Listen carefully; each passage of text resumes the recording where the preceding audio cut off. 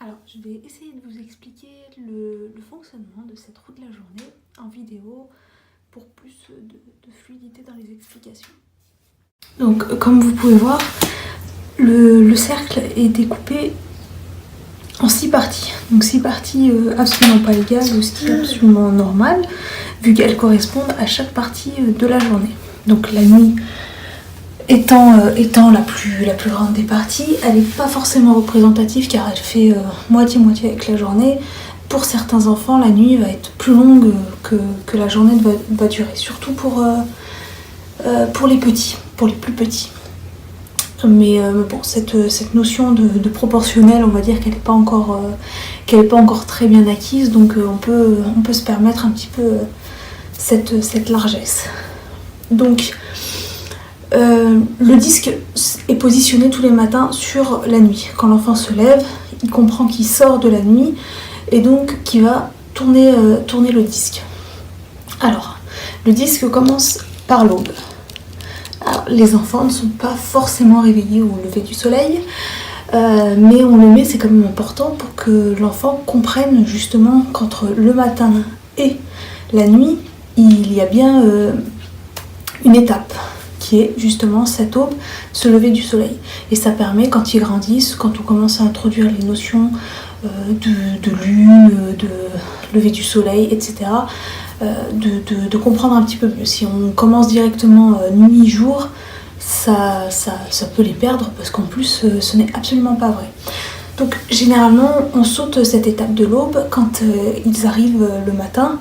Ils voient bien que le jour est déjà levé, donc c'est le matin.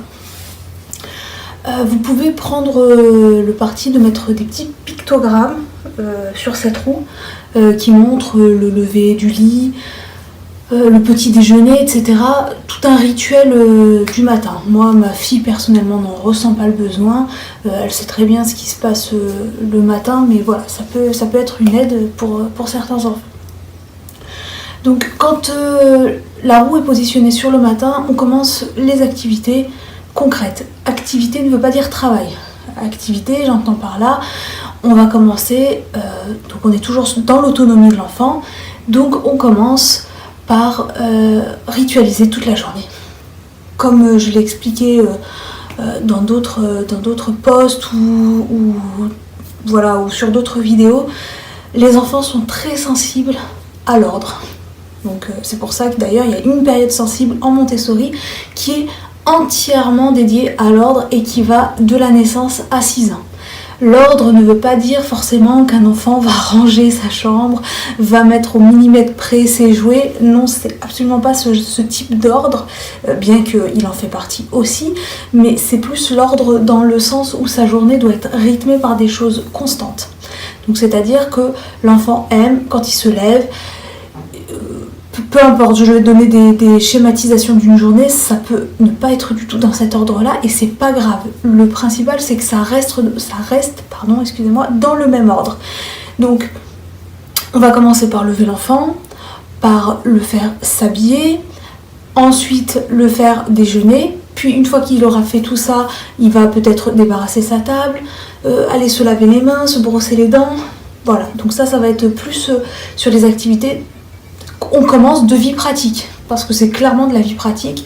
On essaye de rendre le plus autonome possible l'enfant, et ce le plus tôt possible. Essayez vraiment de rendre autonome votre enfant dès le plus jeune âge, en lui facilitant l'accès à tout ce qu'il va utiliser justement pour se préparer le matin. Ensuite, une fois que tout ça a été fait, on peut commencer, si l'enfant le désire, des activités plus concrètes, de vie sensorielle, de jeu, d'exploration, de sortie au parc, peu importe ce que vous voulez faire. C'est pas forcément du Montessori, mais voilà, faites-le. Essayez de respecter cette constante. Une fois qu'on a fait tout ce qu'on avait à faire le matin et que nous arrivons donc au midi, on accompagne l'enfant sur cette roue et on lui montre qu'on change. Alors soit c'est lui qui le change, soit c'est vous qui le changez au début, pour lui montrer qu'on passe une étape, là qu'on va être le midi. Donc le midi, il va bien voir qu'il dure moins longtemps que le matin. Donc généralement là, on prépare, soit on peut préparer le repas avec l'enfant, pour lui expliquer ça y est, c'est le midi, on doit manger, donc on prépare le repas avec l'enfant, soit le repas est déjà prêt, donc on l'invite à mettre la table, etc. Là pareil, peu importe ce que vous voulez faire ou ce que vous faites avec votre enfant, le plus important c'est de ritualiser cette partie de la journée, que ça soit voilà, quelque chose qu'il ait l'habitude de faire souvent, répéter, et donc du coup ça va être quelque chose d'automatique pour lui. Une fois que cette partie du midi est finie, on va là encore inviter l'enfant à tourner la roue, ou nous-mêmes on va la tourner en sa présence. Et justement, généralement pour les tout petits, ça va être le moment de la sieste. Donc c'est une transition parfaite pour lui faire comprendre que c'est l'heure de la sieste, parce que certains enfants ont un petit peu du mal.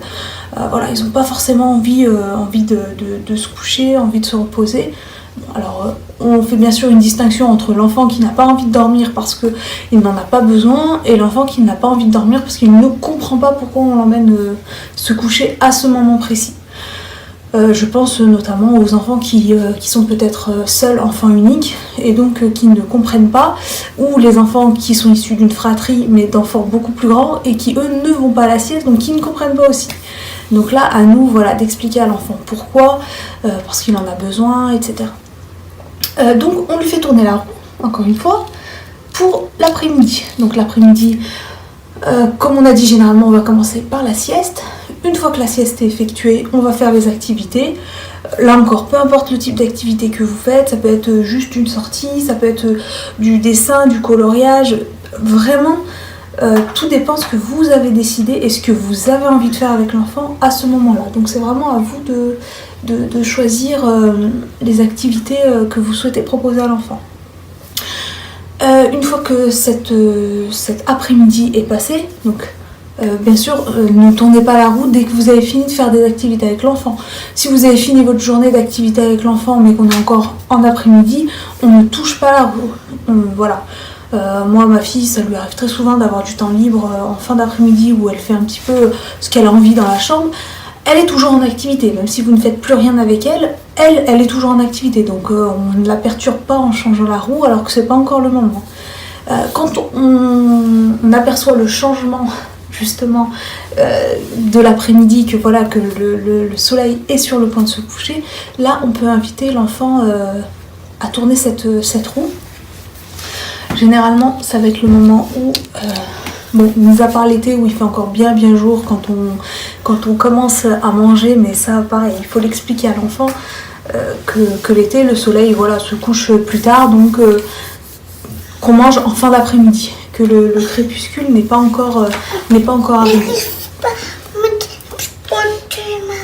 Du coup,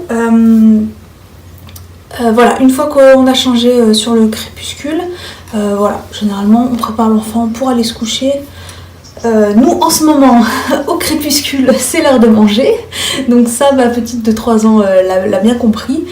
C'est vrai que même si elle ne jeûne pas, vous l'aurez bien compris je pense, et bien on lui explique que voilà, nous on mange pas jusqu'à ce qu'on soit au crépuscule, donc voilà, on lui a bien expliqué nous qu'on arrêtait de manger ici et on reprenait de manger ici, donc elle a bien compris ce système, qu'on mangeait que la nuit. Donc voilà, le soir on l'a fait un petit peu participer, même si c'est un peu tard pour elle.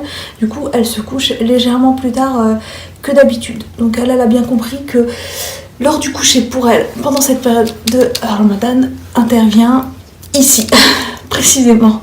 Donc quand on tourne ici, elle comprend qu'elle mange avec nous et après elle ira se coucher. Et donc une fois que ça c'est surtout vrai pour l'hiver, vous allez voir que l'hiver de toute manière les enfants, vous les couchez, il fait déjà nuit. Donc du coup, juste avant d'aller se coucher, donc on a fini les rituels de la fin de journée, brosser les dents, mettre le pyjama, là aussi, essayez de laisser le plus possible votre enfant en autonomie pour qu'il puisse lui-même faire ses actes et ainsi le rendre autonome tout simplement. Donc une fois que tout ça est fait, invitez l'enfant. Vraiment essayer cette fois-ci d'inviter l'enfant à faire lui-même, à tourner la roue lui-même. En plus, comme la nuit est très grande, il peut la tourner n'importe où, il sera toujours dans la nuit, en lui disant que là c'est l'heure de dormir, c'est l'heure du coucher, et que du coup on va se coucher, on va faire un gros dodo, Et du coup ça rassure l'enfant, il comprend pourquoi c'est l'heure de dormir. Parce qu'il voit bien cette différence entre le jour et la nuit. Voilà, du coup j'espère que cette petite explication sur cette roue de la journée vous aura aidé, vous aura facilité à visualiser l'utilisation, qui pour moi me paraît super intéressante dès tout petit. Vraiment c'est quelque chose que vous pouvez utiliser dès 18 mois, voire même avant. Il y a toujours un petit piège à utiliser des âges, parce que l'enfant ne peut être pas prêt comme il peut être prêt avant. Donc moi je vous conseille à partir de 18 mois, même si pour certains enfants vous pouvez le faire avant. Comme je vous ai dit, ça permet de ritualiser la journée, ça permet de lui donner beaucoup de vocabulaire. Ça c'est très très intéressant, surtout pour les plus petits. Et puis ça permet, voilà, au fil des mois et des années, à vraiment rendre autonome dans la journée l'enfant. Beaucoup plus tard, il va pouvoir tourner la roue lui-même et comprendre à quel moment on change de rythme dans la journée. Voilà. Et bien écoutez, j'espère que cette vidéo vous a plu et vous a intéressé, et je vous dis à très bientôt.